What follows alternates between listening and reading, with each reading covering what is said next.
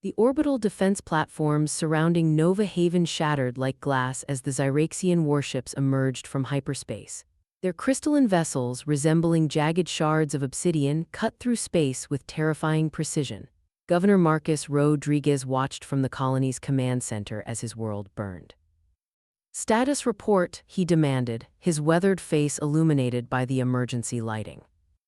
Lieutenant Diane Wei's fingers danced across her console. "Sir, we've lost contact with defensive platforms 1 through 7. The civilian evacuation is only at 30% completion. The Zyraxians are deploying ground forces." Marcus had spent 15 years building Nova Haven into the jewel of humanity's outer colonies. Now, in less than an hour, everything was falling apart. The Zyraxian Empire, a species that had previously shown no interest in human space, had launched a coordinated attack across 3 sectors. "Get me a secure channel to Earth Command," Marcus ordered, his voice steady despite the chaos. The building shook as another bombardment struck nearby. "Sir," Communications Officer James Hudson called out, "Earth Command is... They're advising us to surrender. They say they can't risk open war with the Zyraxian Empire." The command center fell silent. 2 million colonists lived on Nova Haven. Surrender meant subjugation or worse. The Zyraxians were known for their cultural purification campaigns. But there was one option left, an option so classified that only colony governors and fleet admirals knew of its existence. Marcus pulled a quantum-encrypted device from his uniform, a small cylinder that had never left his person in 15 years of service. "Lieutenant Wei, clear the room. Security personnel only." As the non-essential staff filed out, Marcus activated the device. A holographic interface materialized, displaying a single message: Contingency Omega Ghost Fleet Activation Protocol.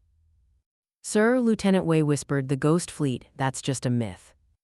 Marcus smiled grimly. "That's exactly what we wanted everyone to believe." His fingers moved across the holographic interface, inputting a series of commands. "After the first contact war, humanity realized we needed a failsafe. Something hidden so deep that no alien intelligence could find it. Something powerful enough to make any species think twice about attacking Earth or its colonies." The device hummed as it connected to a quantum network that had laid dormant for decades. Deep in the spaces between stars, ancient sensors began to awaken. "Admiral Helena Blackwood," Marcus spoke clearly into the device. "Authorization code Phoenix 7 Delta 9 Echo. Nova Haven is under attack by the Zyraxian Empire. Earth Command has abandoned us. We request immediate Ghost Fleet intervention." For a moment, nothing happened. Then the device's display changed, showing a simple message: "Authorization accepted. Ghost Fleet awakening." Across the colony, every electronic device momentarily flickered. In orbit, the Zyraxian ship's sensors detected an enormous quantum disturbance emanating from somewhere beyond the edge of known space. Admiral Krelax, commander of the Zyraxian assault force, was celebrating his easy victory when his tactical officer interrupted with alarming news. "Admiral, we're detecting multiple anomalies, energy signatures unlike anything in our database." In the vast darkness between Pluto and the Oort cloud, something stirred. Massive shapes began to emerge from artificial pockets of subspace vessels that had waited in temporal stasis for this exact moment. At their head was the HSS Nemesis, a warship that dwarfed even the largest Zyraxian vessel. On its bridge, Admiral Helena Blackwood opened her eyes for the first time in 50 years. The neural interface connected to her consciousness brought her up to speed in milliseconds. Her face hardened as she absorbed the tactical situation. "All Ghost Fleet vessels, this is Admiral Blackwood. Nova Haven is under attack. Earth Command has chosen appeasement over action. We will show them and the galaxy why this was a mistake." Her voice was calm but carried an edge of steel that made her bridge crew straighten in their seats. "Tactical, arm the phase cannons. Navigation, plot a quantum jump to Nova Haven. Engineering, bring the dark matter drives to full power." Her orders came rapid fire, decades of command experience undiminished by her long sleep. The Ghost Fleet moved as one, 40 ships of impossible design and power, built with technology that humanity had kept hidden from the galaxy. They represented not just humanity's military might, but its determination to survive at any cost. As the fleet prepared to jump, Admiral Blackwood sent one final message to Nova Haven: Governor Rodriguez, hold position. The Ghost Fleet is coming, and we bring with us humanity's response to those who would dare threaten our people. The Zyraxians were about to learn why humanity had survived countless attempts at conquest. They were about to discover that the peaceful facade of human space masked a sleeping giant. And most importantly, they were about to understand why the Ghost Fleet had become a legend whispered in fear across the galaxy. The quantum drives engaged, and the fleet vanished into the void, racing toward a battle that would change the course of galactic history. The HSS Nemesis cut through quantum space like a blade through silk, leading the Ghost Fleet toward Nova Haven. Admiral Helena Blackwood stood on her command bridge, watching as decades of technological advancement came to life around her. The neural interface embedded in her cerebral cortex fed her constant updates about the fleet's status, each ship a bright point of light in her enhanced consciousness. "Status report on fleet systems," she commanded, her voice carrying the weight of authority unchanged by 50 years in stasis. Captain Nikolai Volkov, her second-in-command, responded from his station. "All ships reporting optimal functionality, Admiral. The quantum cores are operating at 98% efficiency. Weapons systems are online and calibrating. The only question is whether the crews are ready." It was a valid concern. The Ghost Fleet's crew had been in temporal stasis for half a century, preserved in a state of suspended animation until they were needed. While their bodies had been maintained perfectly, and their neural interfaces had kept their minds sharp, nothing could fully prepare them for the psychological impact of waking to find the galaxy had changed around them. "Put me through to all ships," Helena ordered. As the communication channel opened, she felt the attention of 10,000 crew members focus on her words. "This is Admiral Blackwood. 50 years ago, we volunteered for this mission. We chose to sleep while the rest of humanity lived in peace, knowing that one day we might be needed. That day has come." She paused, letting the weight of the moment sink in. "The Zyraxian Empire has attacked Nova Haven Colony. Earth Command has chosen to abandon our people to their fate. We are humanity's last line of defense, and we carry with us weapons and technology that will remind the galaxy why Earth should never be underestimated." Throughout the fleet, crews worked with increasing determination. In the engine room of the Nemesis, Chief Engineer Rajesh Patel supervised the massive quantum core that powered the ship. The crystalline structure pulsed with dark energy, channeling power that most species believed impossible to harness. "Engineering to bridge," Rajesh called. "The dark matter injection system is stable. We're ready to push these engines beyond anything the Zyraxians have ever seen." On the weapons deck, Commander Jun Zhao calibrated the phase cannons, weapons that could bypass conventional shields by shifting their energy beams through multiple dimensions. Her team worked with practiced precision, despite having just awakened from their long sleep. "Weapons report all systems green," Jun announced. "Phase cannons charged, quantum torpedoes armed, point defense grid active." The fleet's sensor officer, Lieutenant Gabriel Santos, suddenly straightened in his chair. "Admiral, receiving updated tactical data from Nova Haven. The Zyraxian fleet has grown to 60 vessels. They're deploying some kind of orbital bombardment platforms." Helena's jaw tightened. The Zyraxians were preparing to reduce Nova Haven to ash. Time to arrival. 10 minutes via quantum space," Nikolai responded. "But Admiral, there's something else. Our long-range sensors are detecting unusual energy signatures from the Zyraxian fleet, patterns that don't match their known technology." Helena accessed the sensor data through her neural interface. The energy signatures were indeed strange, more advanced than anything the Zyraxians should possess. Analysis? The ship's AI, ARIA Advanced Response Intelligence Array, manifested as a holographic projection. "Admiral, the energy signatures suggest technology derived from the precursor artifacts discovered in the Carina Nebula, technology that was supposed to be under quarantine by the Galactic Council." This changed everything. If the Zyraxians had somehow acquired precursor technology, they weren't just attacking human colonies, they were violating the most sacred laws of the galaxy. The question was why. "Update tactical strategies," Helena ordered. Arya, run simulations accounting for possible precursor-derived defenses. Captain Volkov, contact the stealth corvettes. I want them in position for Shadow strikes the moment we exit quantum space. The Ghost Fleet had been built with one purpose, to protect. First contact and betrayal. The observation deck of the UES Horizon offered the most breathtaking view of Earth that Commander Elise Blackwood had ever seen. The blue marble hung suspended against the velvet backdrop of space, peaceful and unaware of how everything was about to change. Elise's weathered face, marked by years of military service and the loss of her family in the resource wars, reflected in the reinforced glass as she contemplated humanity's future. "Commander, they're approaching." Lieutenant Marcus Rivera's voice broke through her thoughts. "The Zenari delegation will dock in 15 minutes. Elise nodded, straightening her midnight blue uniform adorned with the silver insignia of the United Earth Command.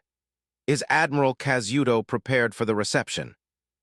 "Yes, ma'am. The diplomatic team is assembled in Hangar Bay 3. Humanity's first official contact with an advanced alien civilization had come just 8 months prior, a massive Zenari cruiser appearing at the edge of the solar system, broadcasting messages of peace and cooperation in perfectly translated English. It had sent shockwaves through Earth's governments, religious institutions, and military organizations. After decades of searching the stars for signs of intelligent life, the stars had finally answered back. The Zenari described themselves as an ancient species, travelers and teachers who had guided dozens of younger civilizations into the galactic community. Their ambassador, High Emissary Vexenar, presented them as benevolent mentors, impressed by humanity's rapid technological advancement and cultural richness. Elise had been skeptical from the beginning. 27 years in military intelligence had taught her that nothing came without a price. "Their ship is 3 times larger than anything in our fleet," Rivera commented, reviewing data on his tablet. "Energy readings suggest propulsion systems we can't even begin to understand." "Which is precisely why we're having this meeting on neutral ground," Elise replied, turning from the window. "I want every conversation recorded, every gift scanned, and every smile analyzed. Trust is earned, not freely given." The diplomatic reception proceeded with calculated precision. Admiral Kazuto Takahashi, Earth's appointed representative, greeted the Zenari delegation with practiced warmth. High Emissary Vexenar stood tall among his entourage, a slender, bipedal being with iridescent blue-gray skin that seemed to shimmer under the hangar lights. His elongated head housed 4 pupil-less silver eyes that moved independently, taking in every detail of the human gathering. "We come in the spirit of friendship," Vexenar's melodic voice resonated through the translator device at his neck. "The Zenari Empire spans 1,000 worlds, yet we still find joy in meeting new species with fresh perspectives on the universe." The weeks that followed brought a flurry of cultural exchanges, technological demonstrations, and scientific collaborations. The Zenari offered medical advancements that cured 3 previously terminal human diseases. They provided agricultural techniques that increased crop yields by 200% in desert environments. Earth's governments responded with cautious optimism, sharing limited information about human history, biology, and society. 6 months into the relationship, the Zenari proposed a joint colony initiative, human settlers working alongside Zenari engineers to establish a foothold on a resource-rich planet they called Terrales, orbiting Proxima Centauri. Earth's Unified Council voted overwhelmingly in favor, seeing it as humanity's first real step into interstellar civilization. Commander Blackwood was appointed head of security for the New Auckland colony. 5,000 human pioneers, scientists, engineers, families seeking a fresh start, boarded Zenari transport ships, their faces bright with hope and adventure as they departed Earth's gravity well. "This feels wrong," Elise confided to her executive officer, Commander Joaquin Ortega, as they established the colony's defense perimeter. The two stood on a ridge overlooking the rapidly developing settlement, watching humans and Zenari working side by side to construct habitat domes. "The technology transfer alone has advanced our capabilities by a century," Ortega countered. Clean energy, faster than light communications, medical nanites, we'd be fools to reject their help. That's what troubles me, Elise replied. What are they getting in return? No advanced civilization gives away their advantages without expecting something substantial in return. Her answer came 3 months later. The colony had just celebrated its first successful harvest when the sensors detected a massive object entering the system. It wasn't on any scheduled arrival list. Unidentified vessel approaching from the outer system, reported Communications Officer Priya Sharma, her voice tight with tension. Not responding to hails. Configuration doesn't match any known Zenari design. Elise rushed to the command center, intuition screaming danger. Where are our Zenari advisors? That's the strange thing, ma'am, Ortega replied. All Zenari personnel requested emergency transport to their orbital station 4 hours ago, cited a scheduled maintenance exercise. Before Elise could process the implications, the view screen flickered to life. The face that appeared wasn't Zenari. It belonged to a reptilian species with armored plates along its jaw and crown. Humans of Terrali's colony, the creature spoke, its translator struggling with the sibilant undertones of its natural language. I am Warlord Drezkarn of the Ketvari Dominion. Your presence has been deemed an unauthorized incursion into territory claimed by the Dominion. You have one planetary rotation to evacuate before we reclaim this world. Stunned silence filled the command center. Elise recovered first. This system was designated as unclaimed by the Zenari Empire. We have legal colonization rights approved by the Galactic Council. Warlord Drezkarn's lipless mouth curled into what might have been a smile. The Zenari have no authority here. This system has been Dominion hunting grounds for 3 centuries. Your mentors were well aware of this fact when they guided you here. The transmission cut abruptly. Elise immediately opened a channel to the Zenari orbital station. High Emissary Vexanar, we demand immediate assistance against this Dominion threat. Only static answered. Long-range sensors confirmed what Elise had already suspected. The Zenari ships had vanished from orbit. They set us up, Ortega whispered. But why? The answer came 12 hours later when the Dominion battlecruiser opened fire, not on the human settlement, but on specific geographic locations around the planet. Precisely targeted strikes that drilled deep into Terrali's crust. Remote drones dispatched to the impact sites transmitted images of massive excavation machines deploying from the craters, burrowing into the ground with frightening efficiency. They're mining something, Chief Geologist Dr. Hiroshi Tanaka explained, analyzing the sensor data. Something valuable enough to risk interstellar incident. And the Zenari knew it was here, Elise concluded grimly. They used us as pawns, sending human colonists to a contested world, knowing it would trigger the Dominion's response. Dominic's expression remained impassive. Execute Phase 2. Across the asteroid belt, the hijacked Zenari defense satellites simultaneously turned their weapons on the patrol vessel. The ship, caught completely unaware, erupted in a series of explosions before its crew could even send a distress signal. Only then did the Nemesis decloak, revealing itself to the outpost sensors. Open communications, Dominic ordered. The main viewscreen flickered to life, showing a Zenari commander whose silver eyes widened in shock at the sight of a human vessel deep in their territory. This is Captain Dominic Torres of the Terran defense vessel Nemesis, Dominic stated, his voice cold and measured. Your outpost has been identified as a staging ground for military operations against Earth. In accordance with Article 7 of the Interspecies Defense Protocol established by your own Galactic Council, we are exercising our right to preemptive neutralization of hostile assets. The Zenari commander's translator struggled to keep up as he sputtered in outrage. This is an unauthorized incursion. You have no jurisdiction here. The Zenari Empire will. The Zenari Empire sacrificed 3,000 human lives at New Auckland, Dominic interrupted. Consider this the consequence.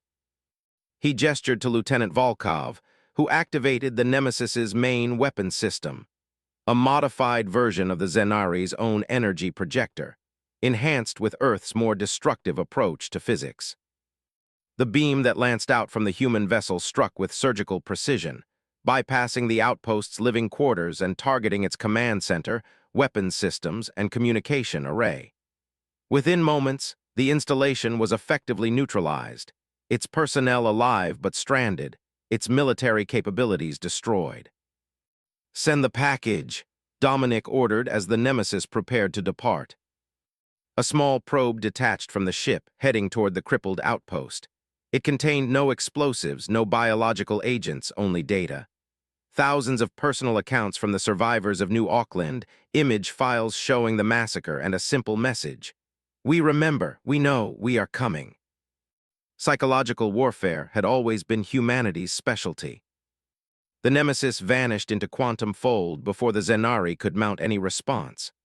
Over the next 3 months, it repeated this pattern at 7 more outposts, appearing without warning, neutralizing military capabilities with precise strikes, leaving survivors with the knowledge that humans were no longer helpless prey. Each attack was documented and transmitted across galactic communication channels. The message spread not just to the Zenari, but to dozens of other species in the interstellar community. Humanity wasn't begging for allies. It was announcing its arrival as a force to be reckoned with. At a hidden base established in the Kuiper Belt, Admiral Blackwood reviewed the Nemesis's successful campaign with the TDI's strategic command.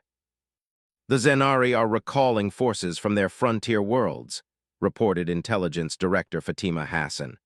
"They clearly didn't expect us to strike back so effectively. More importantly, we've identified 3 species who were similarly manipulated by the Zenari in past centuries. They're reaching out through back channels, offering intelligence." The most valuable information came from the Arisians, a telepathic species who had suffered their own betrayal at Zenari hands generations earlier.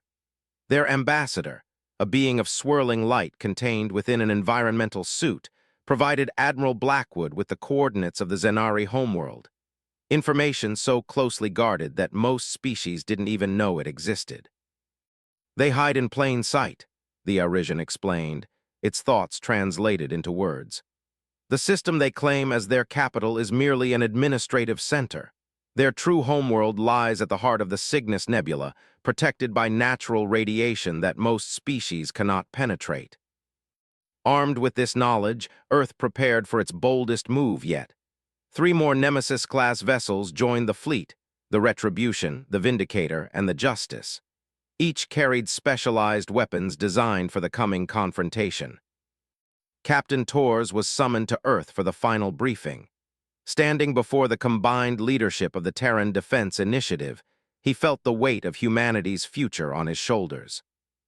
"This isn't about revenge," Admiral Blackwood emphasized, though the hard glint in her eyes suggested otherwise. "This is about ensuring our species' survival. The Zenari used New Auckland to test our capabilities, our resolve. They intended it as the first step in a larger campaign. We have confirmed this through multiple intelligence sources." She activated a holographic display showing the Cygnus Nebula, with a specific star system highlighted at its center. "Operation Daybreak will proceed in 3 phases," she continued. "The Nemesis fleet will penetrate the nebula using the radiation shielding developed from Arisian specifications. Once inside, you will deploy quantum disruptors at these coordinates, creating a navigable corridor for the main Earth fleet." Dominic studied the tactical projections. "They'll detect us once the disruptors activate." "Count on it," Admiral Blackwood nodded. "That's when Phase 2 begins. While their defense forces engage our fleet, a stealth team led by Commander Adami will infiltrate their planetary communication hub and broadcast the New Auckland files across every Zenari network. Their entire population will see what their leadership has done." Director Hassan took over the briefing. "Our intelligence indicates most Zenari citizens are unaware of their government's tactics. They're taught their benevolent guides to younger species. The truth will fracture their society from within." "And Phase 3, Dominic asked. Admiral Blackwood's expression turned grim. "We dictate terms, full reparations for New Auckland, a binding non-aggression pact, and most importantly, the surrender of those responsible for ordering the massacre. The operation began 3 weeks later. The journey through the nebula pushed the Nemesis and its sister ships to their structural limits. Radiation alarms screamed constantly as the vessels navigated the swirling chaos of the cosmic storm. "Shields holding at 42%, reported Chief Engineer Park, sweat beading on his forehead despite the environmental controls. "Another 20 minutes and we'll be in the clear." When they emerged from the densest part of the nebula, the sight before them silenced the bridge crew. The Zenari homeworld hung like a jewel against the backdrop of glowing gases, a planet of impossible beauty, with spiraling continents that seemed to flow like rivers across oceans of liquid crystal. "No wonder they kept this hidden," Lieutenant Volkov whispered. "Deploy the disruptors," Dominic ordered, pulling his crew back to the mission. The devices launched from all 4 ships, forming a precise pattern that, when activated, created a tunnel of clear space through the nebula's radiation, a beacon for Earth's approaching fleet. As predicted, the Zenari response was immediate and overwhelming. Defense platforms orbiting the planet powered up, and dozens of warships emerged from concealed docks built into the planet's 3 moons. "Incoming transmission," announced Communications Officer Alina Dubois. "They're demanding our immediate surrender." "Open a channel," Dominic replied calmly. When the face of a Zenari admiral appeared on screen, he offered a cold smile. "This is Captain Torres of the Terran Defense Force. We're not here to surrender. We're here to collect a debt written in human blood." The battle that followed would later be known as the Reckoning of Cygnus. The Nemesis fleet engaged the Zenari forces in a fighting retreat, drawing them away from the planet while Earth's main battle group emerged from the radiation corridor. Commander Adami's infiltration team, disguised using modified Arisian technology, successfully penetrated the planetary communications hub. At the critical moment, as the space above the Zenari homeworld blazed with weapons fire, every communication device on the planet received the same transmission: the unfiltered truth of New Auckland. Civilians watched in horror as their military methodically sacrificed human colonists, women and children included, all to distract from a resource-gathering operation conducted in partnership with the Ketvari Dominion. The effect was immediate. Protests erupted across Zenari cities. Military vessels received conflicting orders as some commanders demanded explanation, while others attempted to maintain discipline. In the confusion, Earth's fleet pressed its advantage. Not to destroy, humanity had learned from Zenari mistakes, but to disable and contain. One by one, Zenari warships found themselves without power, weapons systems neutralized by targeted electromagnetic pulses.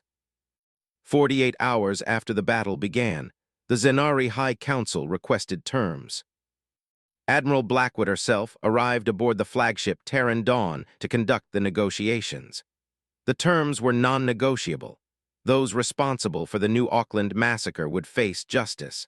The Zenari would withdraw from all territories bordering human space, and a permanent human embassy would be established on the Zenari homeworld to ensure compliance. "You've doomed us all," the Zenari High Emissary hissed as he signed the agreement. "There are threats in this galaxy you cannot comprehend. We did what was necessary for survival."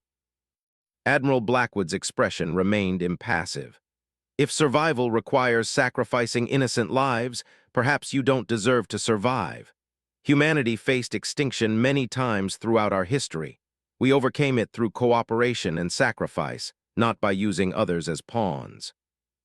As Earth's fleet prepared to depart, Captain Torres stood with Admiral Blackwood on the observation deck of the Nemesis, watching the Zenari homeworld slowly recede. "Do you think they've learned their lesson?" he asked quietly. Admiral Blackwood considered the question. "The Zenari? Perhaps.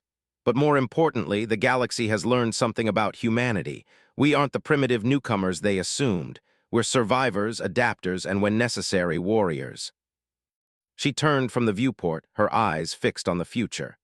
"The Terran Defense Initiative is being reorganized. The Unified Council has approved the formation of the Terran Alliance, not just a military force, but a diplomatic and humanitarian one. We'll be reaching out to other species who have suffered similar manipulation. From victims to protectors, Dominic nodded, a worthy transformation. The universe is larger and more dangerous than we ever imagined, Admiral Blackwood replied. But we've earned our place in it, not through technological superiority or ancient lineage, but through unwavering resolve. They crossed a line, and humanity's wrath was unleashed. Now we forge a new path, one where such lines are never crossed again. As the fleet entered the quantum fold for the journey home, a new chapter in human history began, not as isolated inhabitants of a single world, but as guardians of a principle that would define the emerging Terran alliance. Never again would the innocent be sacrificed for the ambitions of the powerful. The galaxy would soon learn that humanity's capacity for wrath was matched only by its potential for justice.